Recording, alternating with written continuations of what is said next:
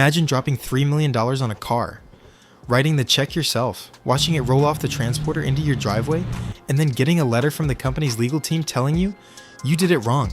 That's not a hypothetical. That's Ferrari, the most iconic car brand on the planet, the one with the prancing horse, the one that makes grown men cry just from the sound of its engine. And they will sue you, ban you, blacklist you from ever buying another one. Not because you stole it, not because you crashed it, but because you changed the color, or posted a photo they didn't like, or dared to put your own logo next to theirs.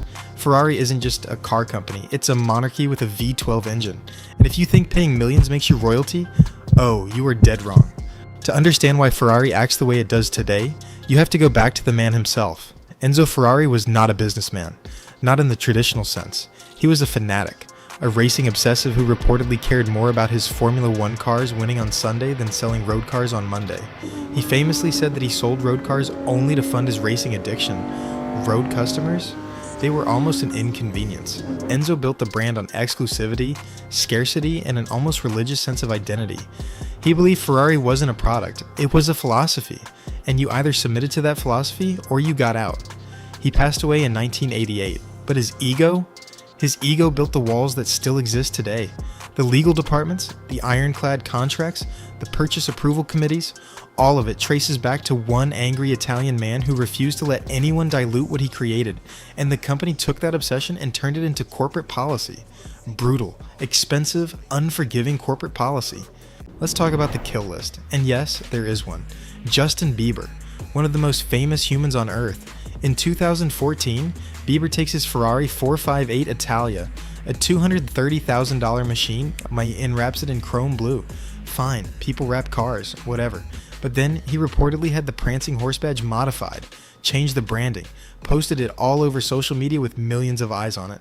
Ferrari's response? Swift and cold. He was reportedly blacklisted, banned from purchasing any future Ferrari models.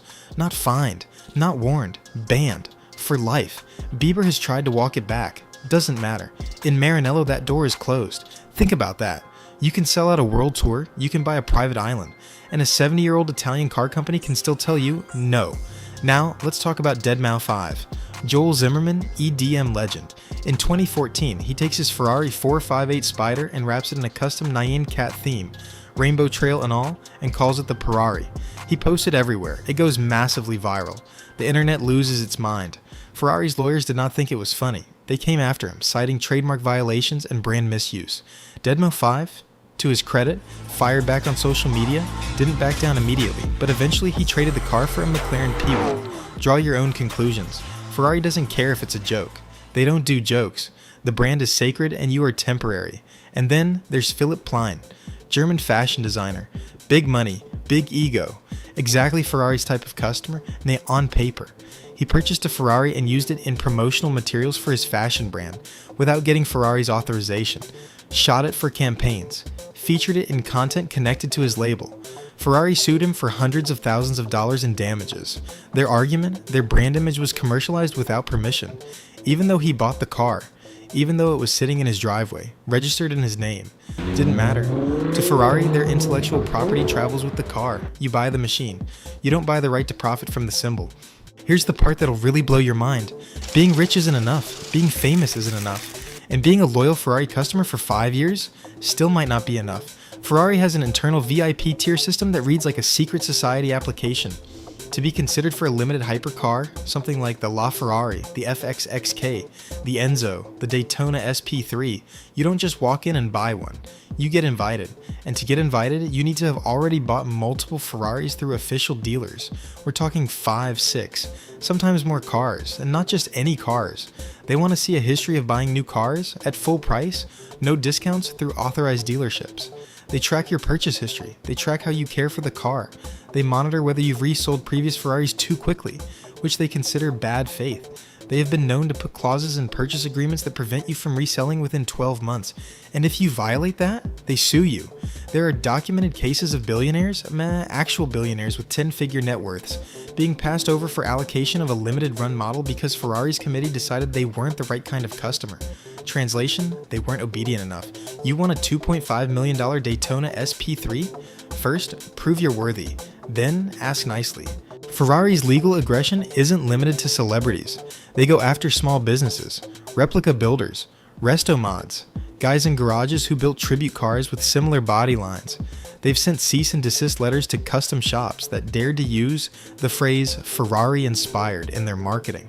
They've gone after merchandise sellers, unofficial t-shirts, stickers, scale models. They guard that prancing horse with the ferocity of a company that genuinely believes it is not selling transportation, it is selling identity. And identity, to Ferrari, is non-transferable without a signed contract and their full approval. The numbers back the brand up. Ferrari consistently ranks as one of the strongest brand identities on earth. Their profit margins are absurd compared to any other car manufacturer. They sell fewer cars per year than some brands sell in a week, and they do it on purpose. The lawsuits, they're not just protection, they're messaging. Every time Ferrari sues someone, every time they ban a celebrity, every time they turn away a billionaire at the door, they're sending a signal to the market. This brand cannot be touched, cannot be diluted, cannot be democratized, and somehow, insanely, that makes people want it more. So here's where I land on this. Ferrari has built something genuinely rare in the modern world. A brand that refuses to compromise. And you can call that arrogance. You can call it corporate bullying. You can absolutely argue that a company has no right to dictate what you do with property you legally purchased with your own money. And you'd be right. Legally, morally, philosophically. Nah, you'd have a case. But Ferrari doesn't argue philosophy. They argue in courts with 7-figure legal budgets. And they win, over and over again. Because they structured the game so that the rules always favor the house. The real question isn't whether Ferrari is right or wrong. The real question is, what are you actually buying? Because if you think you're buying a car, you're already confused. You're buying permission to carry the symbol. You're renting the identity. And the moment you forget that, the moment you think the badge belongs to you, Maranello will remind you with a lawsuit. Maybe that's genius. Maybe that's insanity. Maybe at $3 million a pop, it's both. But one thing is for certain, that prancing horse will outlast every celebrity who ever crossed it, every court battle they've ever won, and every single owner who thought they could tame it. You don't own a Ferrari. Ferrari owns you. By Gore, signing off.